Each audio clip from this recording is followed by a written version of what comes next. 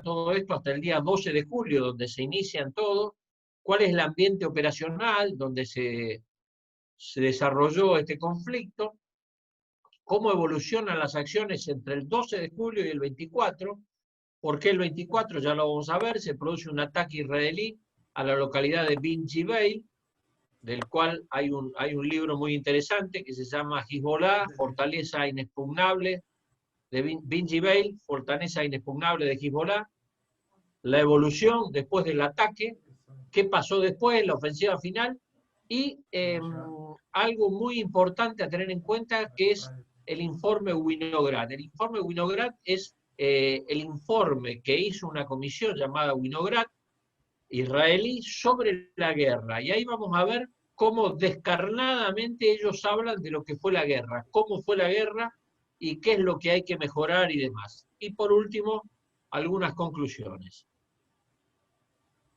Objetivos previstos: entrar en las temáticas conflictivas permanentes que tiene Medio Oriente, ver cuáles son los niveles de la conducción, cuáles fueron las consecuencias regionales, la trascendencia que tuvo internacional, y conocer una de las primeras manifestaciones de la guerra asimétrica en el siglo XXI.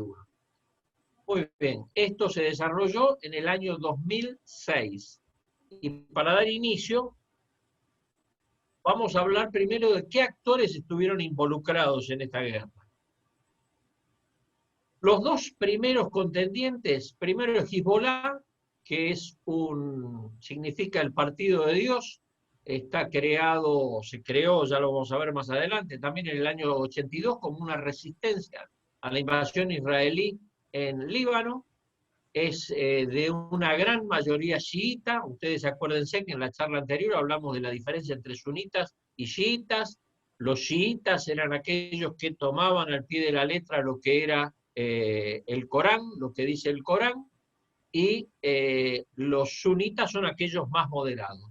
Hezbollah, el partido de Dios, así significa la palabra Hezbollah, la gran mayoría son todos chiitas. Y el Estado de Israel, donde tiene, obviamente, un gran porcentaje de judíos, algunos árabes y algunos cristianos. Eso es el Estado de Israel, eso fue el primer, entre los dos contendientes. Ya vamos a ver por qué, las causas y demás. ¿Quiénes eran los actores de segundo orden? Primero Líbano. ¿Por qué? Porque en el Líbano, en el sur del Líbano, al sur del río Litani, hay una porción del territorio, la que limita con Israel, con el Estado de Israel, donde prácticamente el Estado libanés no tiene injerencia. Está manejado absolutamente, totalmente por Hezbollah,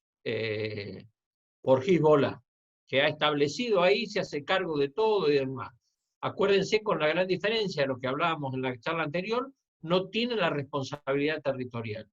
El Líbano, como ustedes saben, es un desprendimiento de la Gran Siria, eso ya lo vamos a ver más adelante, en las próximas charlas, que tiene una constitución muy especial, donde dice que el presidente debe ser un cristiano maronita, el primer ministro debe ser un sunita, y el jefe de gabinete tiene que ser un chiita, con lo cual es una mezcla interesante de distintas opiniones y confesiones que pugnan por lograr su beneficio para sus respectivas colectividades. Siria, como segundo actor secundario, que apoya, que siempre ha tenido la idea de abarcar sobre el Líbano y lo considera el Líbano como parte de la Gran Siria, e Irán, que utiliza a Hezbollah como el brazo armado para ejecutar todas las acciones fuera de su territorio. Para aquel que no lo recuerda, las dos acciones, los dos atentados en la República Argentina, tanto en la Embajada israelí como en la AMIA, fueron ejecutados por personal de Hezbollah en la Argentina. ¿Quiénes son los actores de tercer orden que también tienen injerencia en este lugar? Los jordanos. Acuérdense que Jordania, ya vamos a ver, es un país, uno de los pocos países de Medio Oriente que no tiene petróleo, gran amigo de Occidente luego de firmar la paz con Israel. Egipto, gran influencia en la Liga Árabe, no tanto como Saudi Arabia. Saudi Arabia, Irak, un país que en este momento, en el 2006, estaba ocupado por Estados Unidos con una gran efervescencia interna. Turquía, que es uno de los pocos, casi diría yo el único, país islámico en la cual la Sharia, acuérdense que hablamos la clase pasada de lo que es la Sharia, esa ley que no solamente rige la parte religiosa, sino la parte política. Bueno, Turquía es el único país que tiene separado el gobierno de la religión, después de Atatürk. Y los rusos, que siempre los rusos han querido tener su injerencia en Medio Oriente a través de Siria. Y después de estos terceros actores, hay dos países más extracontinentales. Si yo les preguntara a ustedes cuáles son los países extracontinentales, les cuento que me dirían, uno es Estados Unidos en apoyo de Israel y el otro es Francia. No nos olvidemos, ya lo vamos a ver en la última clase, cómo surge el protectorado francés y Francia quiere volver a irrumpir en Medio Oriente utilizando los lugares donde antiguamente habían sido del protectorado, tanto Siria como Líbano. Muy bien. Con este esquema general, un enfrentamiento entre Hezbollah al sur del Líbano, enfrentando a Israel en su parte norte, Líbano, que era el país receptor, que tenía que soportar todas estas cuestiones, Siria, que apoyaba a Hezbollah, e Irán, que apoyaba a Siria y a Hezbollah, y el resto de los países árabes, de la Liga Árabe, que tenían sus distintos intereses, unos a favor y otros en contra, y dos países extracontinentales, Francia y Estados Unidos, que querían a través de sus apoyos volver a tener una injerencia en todo lo que es Medio Oriente. Muy bien. Este es un esquema para que ustedes vean las distancias que había. Acá tenemos, acá ven lo que es Tel Aviv, acá está Jerusalén, Amán, la capital de Jordania, Damasco, la capital de Siria, y Beirut. Fíjense que entre Beirut y Tel Aviv, la capital para todo el mundo de lo que es Israel, 215 kilómetros. El límite que está acá, este es el límite que hay entre Israel y Líbano. Fíjense en las distancias, 27 kilómetros entre Haifa y Najaría, entre Najaría y Tiro, 28, Tiro y Sidón 37, y Sidón y Beirut 37 kilómetros. ¿Por qué les muestro esto? Porque nosotros estamos acostumbrados a las grandes distancias.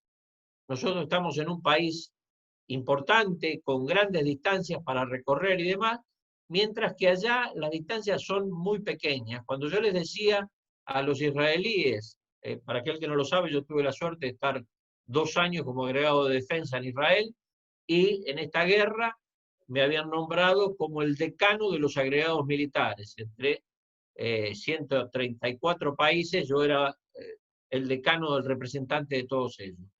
Cuando yo les contaba que para ir al mar debíamos hacer 400 kilómetros, en el caso de vivir en Buenos Aires, no lo podían entender. Ellos tienen toda una costa del mar Mediterráneo que les permite. Y las distancias para la guerra en estos lugares, precisamente en esta guerra, se mide en minutos y no en kilómetros. Minutos porque es el tiempo que demanda tanto el proyectil, que ya lo vamos a ver, salir desde el Líbano y caer en Israel, o los helicópteros o los aviones volando hacia el Líbano. Muy bien. Vamos ahora con los antecedentes. Para no remontarnos a los antecedentes del Estado de Israel, que se creó el 14 de mayo de 1948, luego de eso y demás, vamos a ir a los que afectan directamente a la guerra. En mayo del 64 se crea la Organización para la Liberación de Palestina, es decir, que a partir de que el Estado de Israel se inserta en el territorio palestino, siempre surge una resistencia por parte de la sociedad que estaba ahí, que eran los palestinos, los antiguos filisteos, de ahí viene el nombre, Palestine es una derivación de Filistín, que era el nombre que le habían dado los ingleses a los filisteos. Los palestinos que estaban ahí siempre trataron de separarse de lo que es Israel, y en mayo del 64 se crea una organización para la liberación como un movimiento que busca la destrucción. Y ahí tenemos los lugares donde estuvieron la OLP, manejada por Yasser Arafat, ya la vamos a ver, y demás. Jordania, Beirut, Túnez, Ramallah y el Estado palestino está en la actualidad. Los distintos cambios que ustedes ven ahí es porque la OLP, la Organización para la Liberación de Palestina, fue provocando distintas revoluciones en los lugares donde estaba y tuvieron que ser expulsados o se fueron por la propia sociedad islámica, que se daba cuenta de que le producían grandes problemas. Muy bien. En junio del 67 se produce la Guerra de los 6 días, cuando Israel se veía que los estados árabes iban a tratar de ocupar y rescatar los territorios israelíes que Israel en las 2 guerras anteriores había logrado hacerse cargo, y antes de que se produzca la invasión entre Egipto, la coalición entre Egipto, Jordania y Siria, los israelíes producen una guerra, atacan primero a Egipto, después atacan a los jordanos y a Siria en las alturas del Golán, y extienden sus fronteras, como una forma de evitar que en ese territorio irrumpieran. Lo que está en blanco que ustedes ven acá es el territorio israelí, y en ese momento habían conquistado toda esta península para tener, acá está el canal de Suez y este es el Mar Rojo, con distintas acciones lograron mantener ese territorio. Un gran territorio difícil de mantener. Más allá de que esto es un desierto, había que contener a todas las tropas y contener en esta zona las alturas del Golán. El Golán es muy importante, ya lo vamos a ver, porque son las fuentes de recursos, las fuentes de agua que llegan al río Jordán, y son las únicas fuentes de agua natural que tiene Israel para abastecerse, tanto Israel como Jordania. Muy bien.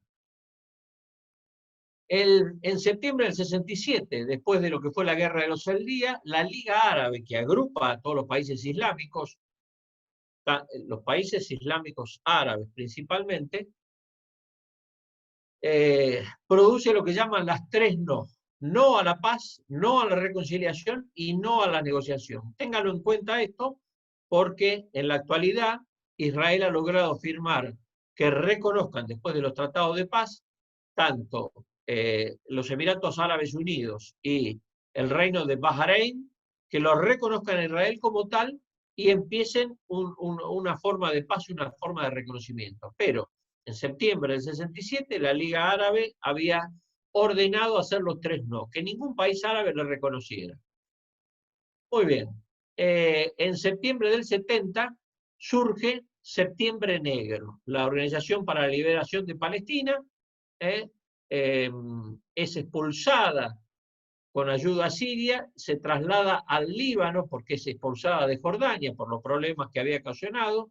Recordarán que Septiembre Negro producen atentados contra los atletas israelíes en las Olimpiadas alemanas en München, y es expulsado de Jordania por los problemas que le creaba al rey, es expulsado y se instala en Líbano. En Líbano. Muy bien. En octubre del 73 se produce la guerra de Yom Kippur, cuando los estados árabes, Egipto, Jordania, Siria, con el apoyo de Irak, tratan de recuperar los territorios que habían perdido en la guerra de los 6 días.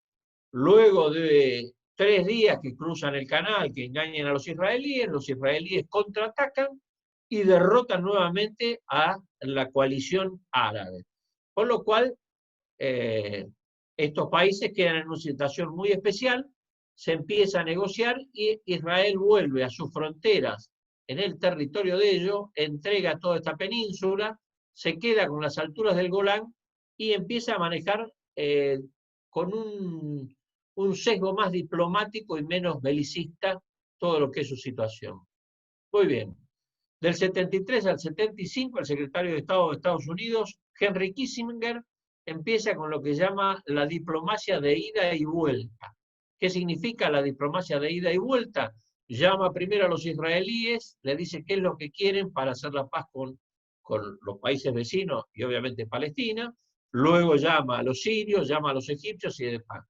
Mientras tanto, se crea una organización llamada UNSO, en esta zona que son las alturas del Golán, para controlar más que nada todas las fuentes de agua de esta zona, para evitar que se peleen, obviamente, los sirios, los libaneses y los israelíes. En octubre del 84, la Liga Árabe reconoce a la Organización para la Liberación de Palestina como el único representante de los palestinos. Es decir, que antes los palestinos estaban que si me representa tal país o no, la Liga Árabe dice basta. ¿Por qué? Porque en mi interpretación se querían sacar el problema de encima. Entonces le dicen, listo, este es el problema de ustedes, porque nosotros ya con los israelíes ya perdimos 3 guerras prácticamente, entonces vamos a manejarnos que ustedes tengan la posibilidad de ser los únicos representantes. Muy bien. El 13 de abril de 1975 se produce, porque la Organización de Liberación de Palestina, que estaba dentro del Líbano, una gran revuelta que enfrenta a sunitas, chiitas y los cristianos maronitas en el Líbano.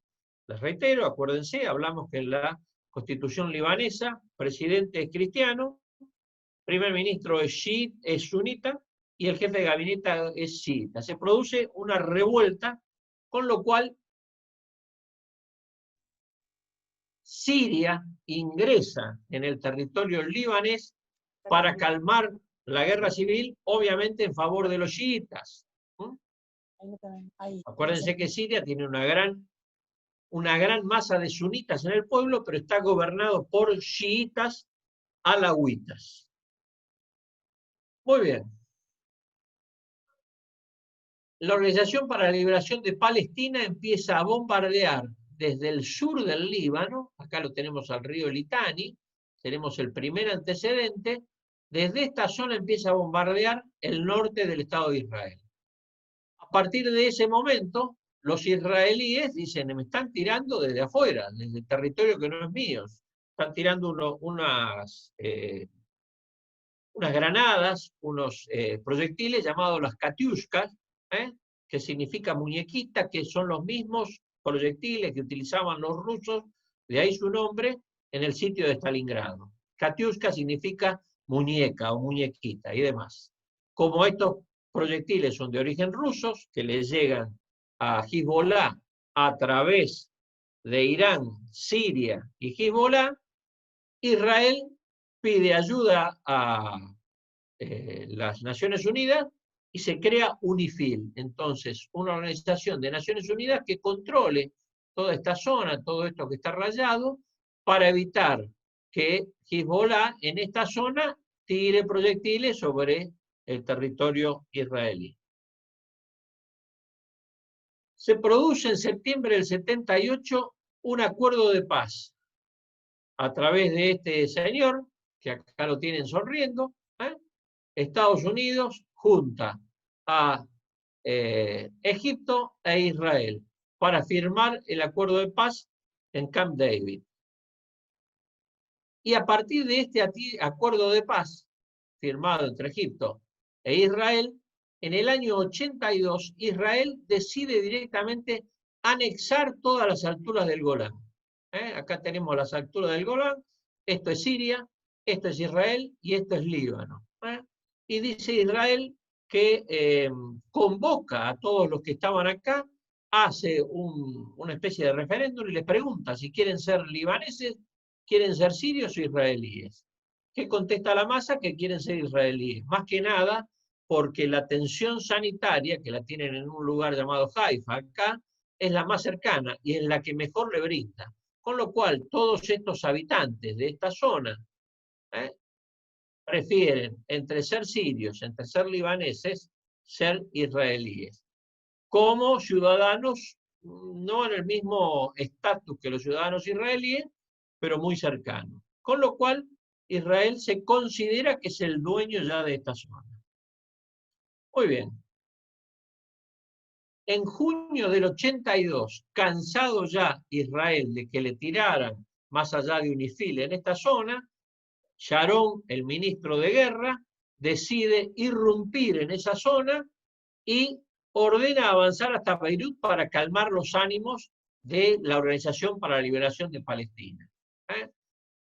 En ese momento, cuando irrumpen las tropas israelíes, evacúan a la Organización de Liberación de Palestina hacia Túnez, la sacan del Líbano porque se dieron cuenta de que la OLP era la que estaba causando todos los problemas. Israel cede, va hasta una zona de seguridad, una zona de 10 kilómetros de la frontera, mientras está ocupando Beirut. Y al estar ocupando Beirut, en los campamentos de refugiados palestinos que había en Beirut, le da armamento a los cristianos maronitas para que controlen ese campo de refugiados, para que los israelíes solamente patrullen la ciudad. Los cristianos maronitas se ven presionados por los palestinos, tienen problemas y producen una matanza famosa y conocida, la matanza de Sabra y Shatila, donde mueren una gran cantidad de refugiados palestinos. Sharon se hace cargo, Sharon ministro de Defensa, y ese es el punto de inflexión donde se crea como una resistencia en contra de los israelíes un partido, el Partido de Dios, que se llama Hezbollah. Es la resistencia de los islámicos chiitas en Beirut en contra de la ocupación israelí. Muy bien. Al año siguiente hacen detonar un terrorista suicida, es decir, Hezbollah empieza a actuar como una ONG en inferioridad de condiciones. Por eso hablamos de que este es el inicio de la primera guerra híbrida, donde una guerra asimétrica, donde Hezbollah, que tenía menos recursos, empieza a buscar la forma de, en el accionar de Medio Oriente. Estalla una camioneta frente a la embajada estadounidense y a partir de ese momento los estadounidenses empiezan a poner los ojitos en ese lugar de una forma muy especial. Se produce un acuerdo, se trata de llegar a alcanzar un acuerdo entre Israel y Líbano. Siria produce un hecho, o supuestamente produce un hecho, donde matan al primer ministro Gemayel, el primer ministro libanés, y deja aproximadamente, para tranquilizar esta guerra civil en ciernes, 40.000 soldados sirios en territorio libanés. A partir de ese momento, Israel decide mantener una barrera de seguridad de 12 millas, prácticamente unos 20-25 kilómetros de su frontera, para evitar que Hezbollah irrumpa en la misma y le tire proyectiles al territorio israelí. Muy bien, en octubre del 83 siguen los atentados por parte de Hezbollah, matan a militares franceses y de Estados Unidos, y Estados Unidos retira todas las tropas que tenía en Beirut. Y a partir de ese momento lo juzga a Hezbollah como una organización terrorista y empieza a intuir que el eje del mal estaba entre Hezbollah, Siria e Irán. Irán hace una declaración donde dice que el brazo armado que tiene Irán fuera del territorio iraní es Hezbollah para producir acciones en distintos lugares del mundo. El ejemplo fue lo que sucedió en la Argentina. Muy bien, retiran las tropas extranjeras y en el 87 se crea dentro del territorio palestino, dentro de el territorio israelí, el jeque Hazmeh Yassin, que ustedes lo ven ahí en una silla de ruedas, como desprendimiento de la hermandad musulmana, crea la organización llamada Hamas, a semejanza de Hezbollah, como tropa revolucionaria dentro del territorio palestino para combatir a los israelíes. Muy bien. Se produce en el 87, digo bien, en diciembre del 87, el primer levantamiento palestino, una vez, obviamente, fogoneado por Hamás, y lo que se denomina la intifada. La intifada significa guerra con piedras. Va a haber después dos intifadas más, ya la vamos a ver más adelante, pero se dan cuenta de que los palestinos empiezan a producir hechos para sacarse de encima a los israelíes, lograr su independencia y que el mundo se dé cuenta. ¿Por qué lo hacen? Porque los estados árabes no quieren tener más conflicto con los israelíes. Entonces los palestinos, la OLP principalmente, representada por Yasser Arafat, se da cuenta de que necesita tener o evidenciar acciones que le permitan que el mundo los mire y que se den cuenta de cómo los tratan los israelíes. Ahí tenemos a la famosa Franja de Gaza, esto es Egipto, este territorio sigue acá, y esto es el límite con Israel. Muy bien. En el 93, los israelíes que seguían soportando los bombardeos en el sur del territorio, producen lo que se llama la Operación Rendición de Cuentas, que también es llamada, según los libaneses, la Guerra de los 7 días. Todas las guerras israelíes, hasta esta que vamos a ver, fueron guerras muy cortitas y demás. La presencia del poderío israelí hacía que directamente terminaran las guerras y demás en poco tiempo. Los israelíes se ponen en la frontera, tiran contra el territorio donde estaba Hezbollah, al sur del río Litani, y tratan de aplacar esos movimientos. En el 94 se produce el primer acuerdo de Oslo entre Israel y Jordania para firmar el Tratado de Paz. Ya lo habían firmado con Egipto, ahora lo estaban firmando con Jordania. Muy bien. Al año siguiente se produce lo que se llama Oslo II, donde determinan los israelíes con los palestinos que iba a haber lugares que iban a estar controlados directamente por una policía palestina, en los lugares más tranquilos, en los lugares medianamente tranquilos dentro del territorio israelí, iba a haber un control interno de la policía y un control externo de la policía militar israelí. Y una tercera zona donde directamente iban a estar bajo control israelí, que eran las zonas más calientes dentro de los territorios palestinos. Muy bien, ahí tenemos el festejo que producen los palestinos una vez que se enteran de la firma de Oslo II.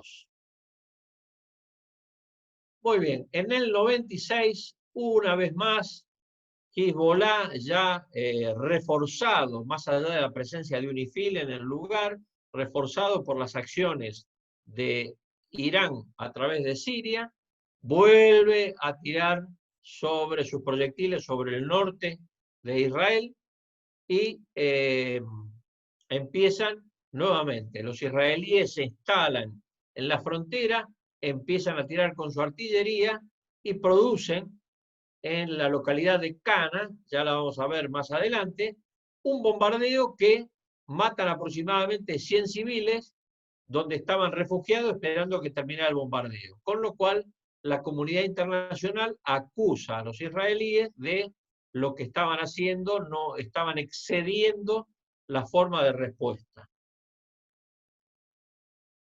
En junio del 2000, Bill Clinton logra que se junten para firmar un preacuerdo entre, ahí lo ven, a Ehud Barak perdón, Moshe Rabin y Yasser Arafat, donde cada uno, el israelí, Rabin le promete a Yasser Arafat que le iba a permitir salir de los territorios palestinos, dejar la franja de Gaza libre y demás. Cuando vuelve Rabin a Israel a plantear todo lo que se había logrado, en una manifestación en una plaza de Tel Aviv, lo matan a Rabin. Los propios israelíes de extrema derecha lo matan por haber hecho un acuerdo con los palestinos.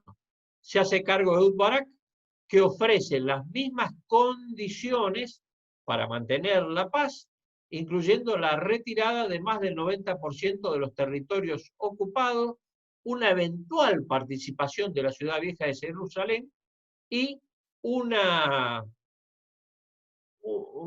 permitir que el Estado palestino tenga un territorio con una capital en Ramallah.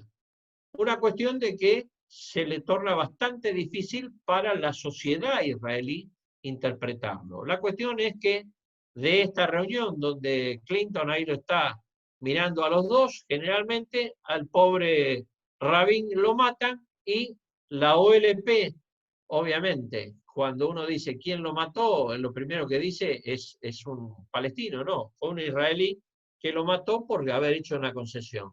La cuestión es que la cosa no queda demasiado clara ni queda demasiado tranquila.